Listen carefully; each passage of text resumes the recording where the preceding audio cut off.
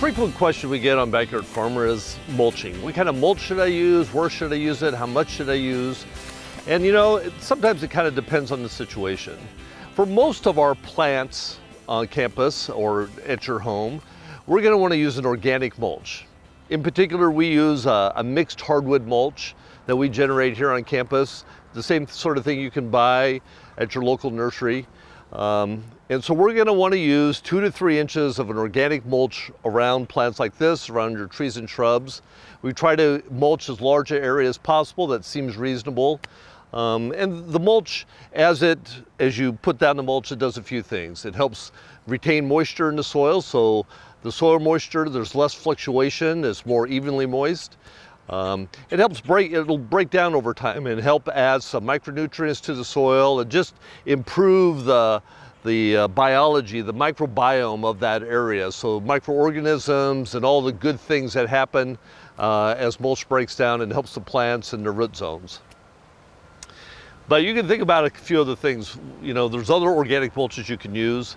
There's corncob mulch out there. There's other plant kind of waste mulches that are out there. I've seen cottonseed hulls. There's cocoa bean mulch. So there's a lot of different things you could use that again are organic mulch that'll provide that same sort of thing. And you might like the textures a little differently depending on the plant you're using or the location you're using around your home. But again, 2 to 3 inches is probably something you're going to want to reapply annually. Keep an eye on it. You're not going to want it to get too thick. We don't want it too thick because it also creates kind of a dry zone as well. So that's the other thing that you want to watch, is make sure that the moisture is getting through the mulch to the plants. Now there's some other mulches, we'll use that word, to describe things like river rock, or different kinds of rock mulches that are out there.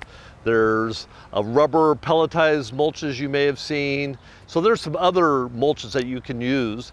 And typically I would suggest you use those in areas where really plants are not the emphasis of that particular part of your landscape. Many times you're going to want to make sure you put down some sort of fabric, some sort of landscape fabric as a barrier to keep that mulch from mixing in with the soil.